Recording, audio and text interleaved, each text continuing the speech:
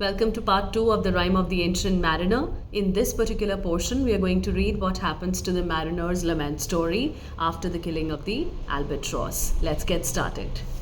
The sun now rose upon the right, out of the sea came he, still hid in mist, and on the left went down into the sea. What happens here is that the sun again rises from the right, and you can see that it's the same direction, the east, from where it rises, and out of the sea came he. We are particularly using a pronoun, a personal pronoun that we use with human beings, right? And here we are personifying sun. That is why we are referring to it as he. Still hidden mist. That means it is, even though it's rising up from the east, but it's not serving any purpose because it's hidden in mist and left, and it's not making any change. It's not adding on to it's just adding on to the misery of these people, because it's not changing the conditions of the environment. It's not clearing away the mist. It looks just the same. And the good south wind still blew behind, but no sweet bird did follow, nor any day for food or play came to the mariner's hollow. What do these lines mean? The good south wind. Remember, upon the arrival of the albatross, the good south wind had begun to blow behind, and that was, pushing the ship to go in the right direction. Okay, it had come to a standstill, but because of the albatross, the wind had started to blow, and the ship had also started to sail in the right direction, shifting them from the south pole to a more, favorable environment. So here the good south wind is still blowing, but the sweet bird did not follow. Sweet bird, who are we referring to? We are referring to the departed albatross. We are referring to the albatross who had been shot by the mariner. Now, nor any day for food. Remember, it used to come on Vespers 9. That means there used to be a punctual time. There used to be a fixed time for him to come here, and he would come at the behest of the mariner. But here nothing of the sort is happening. Mariner has shot the albatross dead, and you can see that he's not coming anymore for food or play with these people. And I had done a hellish thing, and it would work them woe, for all a word I had killed the bird that made the breeze to blow. Ah, wretch, said they, the bird to slay that made the breeze to blow. I had done a hellish thing. After killing the albatross, he is full of remorse. He can actually feel that his spirit is gnawing him from inside. He can feel that his soul is pricking him. His conscience is pricking him every now and then. He doesn't want to, continue. He doesn't want to continue experiencing this emotion at all.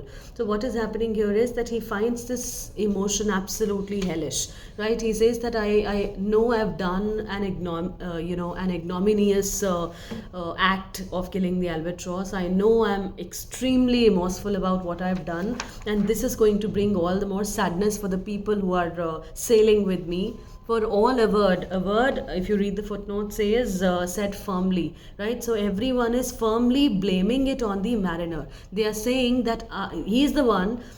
All the people who are sailing along, they are blaming the mariner for killing the bird that had made the breeze to blow. It was responsible. Upon the coming of the albatross, we saw that things had begun to change for them, and now that the bird has been killed, situation seems to be turning for the worse. It's becoming miserable for these people. Ah, wretch. So they would call him wretched. Okay, they would always point accusing fingers at him, and they would always blame him for what he had done. They would keep on cursing him for his hideous act of killing the albatross, and they would call him wretched.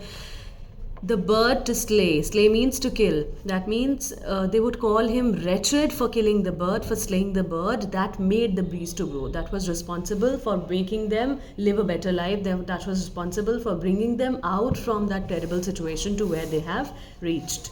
So they kept on accusing him. Nor dim nor red, like God's own head, the glorious sun uprised. Then all a word I had killed the bird that brought the fog and mist. It was right, said they, such birds to slay that bring the fog and mist. So now this is quite contradictory to what you have just read.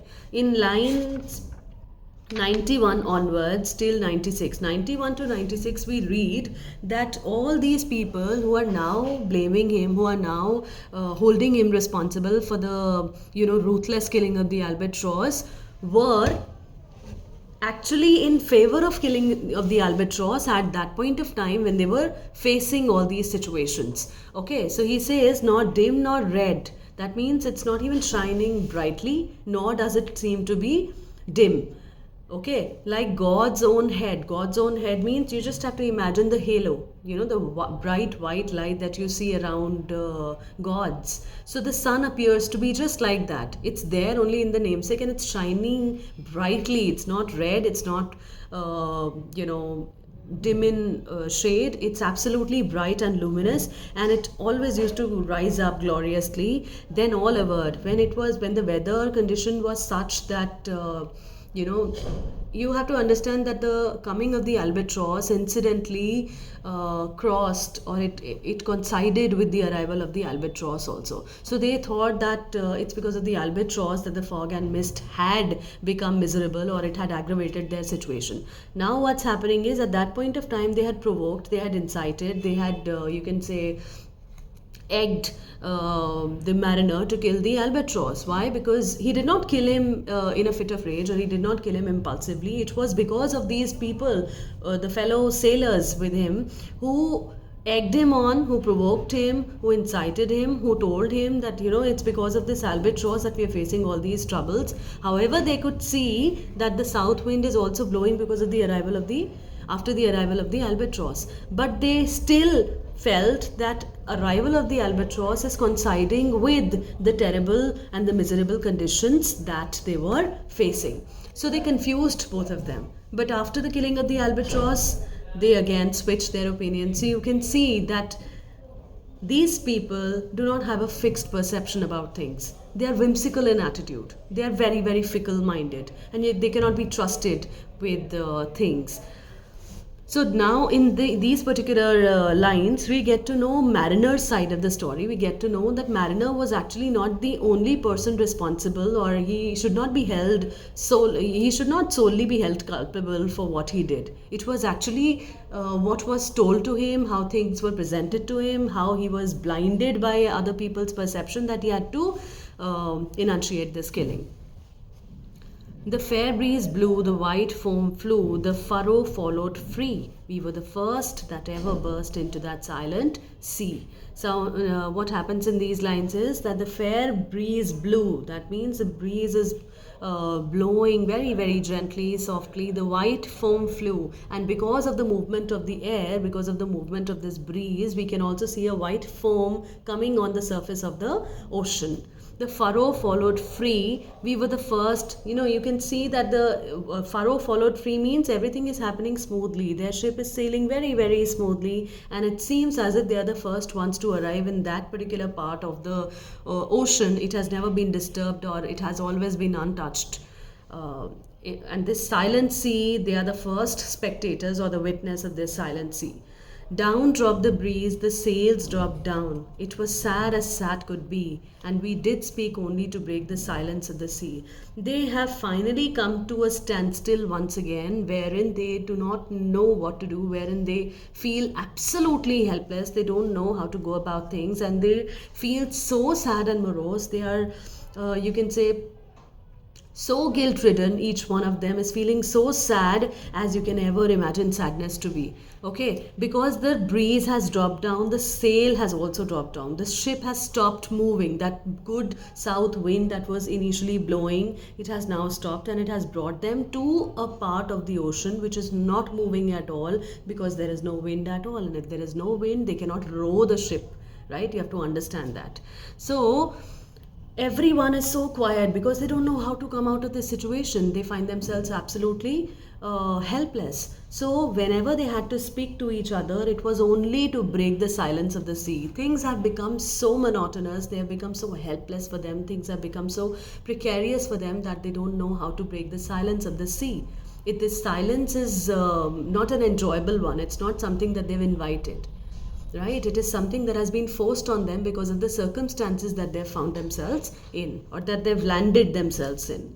all in a hot and copper sky, the bloody sun. At noon, right up above the mast did stand, no bigger than the moon. So you can see that the sun seems to be bloodied. Bloodied means it's absolutely red and copperish in color, and it's blazing hot, making things worse for them, making it difficult for them to survive in that standstill situation, in that in that state of inertia. They do not know what to do about it, and it always keeps on standing high up above the mast, which makes them feel that it's very difficult for them to bear this horrible weather condition, and that is why they don't know how to come out of it. It's like a soup that they've caught themselves up in.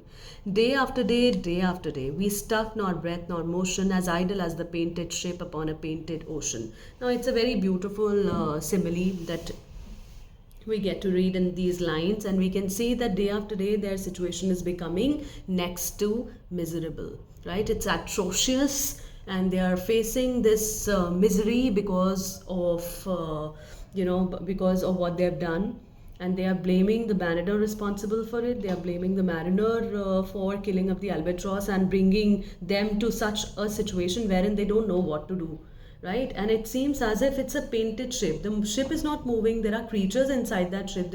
They do not know how to come out of it. They don't know what to do at this point of time to be able to feel better about themselves. And you can see that it seems as if you're looking at a painting of a ship on a on a on ocean, right?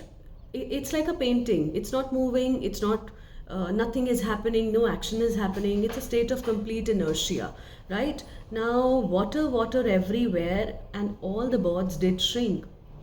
Water everywhere, not any drop to drink. These lines are very interesting because they tell you that they're surrounded by water all around.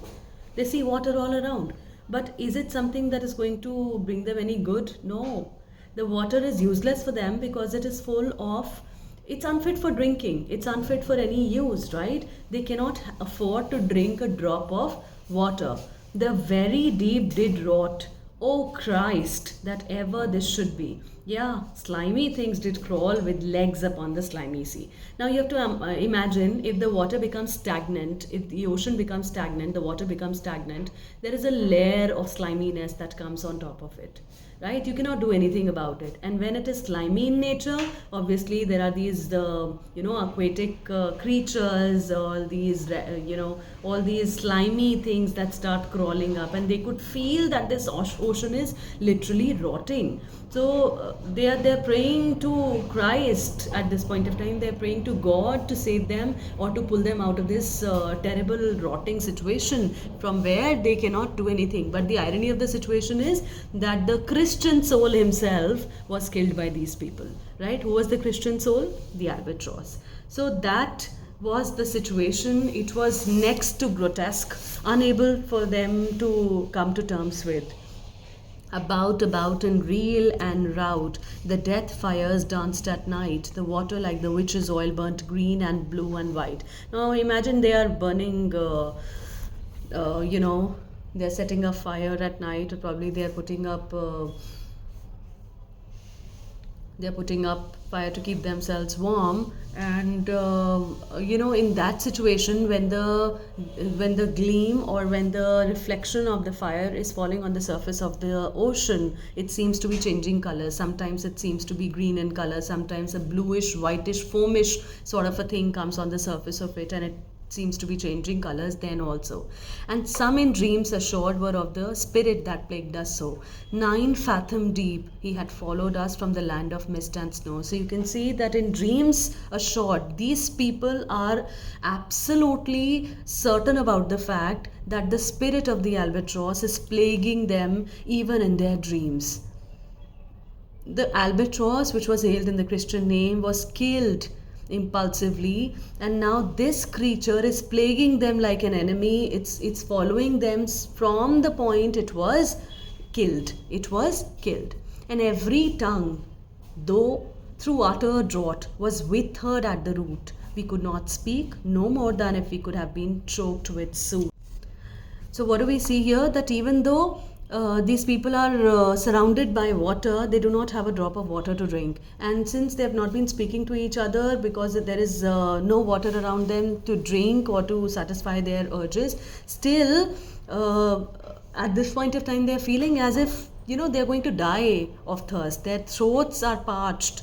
And it seems that they're extremely dry at the root. We could not speak no more than if we had been choked with soot. So it seems as if they've stuff their mouth with soot, which is making them impossible, which is making it impossible for them to speak. Ah, well a day, what evil looks had I from old and young, instead of the cross and the albatross was hung about my neck was hung. What is it? Ah, well a day, what evil looks.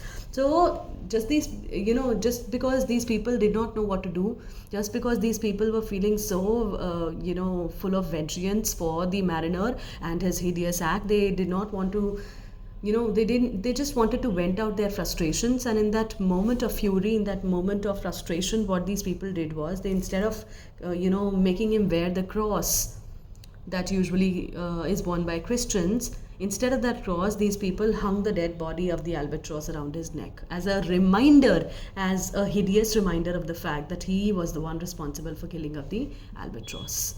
So this is where the poem ends, and you can see that the albatross was hung around my neck. It became idiomatic because it's an expression which tells you about the guilt. It will always bring back the guilt that comes along with the killing off, or with the wrongdoing. So if you've done something wrong, there will always be that particular thing that will remind you of that wrong that you've done in the past. So albatross becomes a symbol of guilt, it becomes a symbol of repentance, it becomes a symbol of something which is culpable in nature, right? So this is where part 2 ends. I hope both the parts made sense to you. Obviously, this is not the end of the entire 5 parts that have been written by Coleridge. If you're more interested in reading about them, there are links which are mentioned here, and you can visit those links and read more about this particular poem in detail, right? Thank you for watching. Bye bye. All the best for your exams.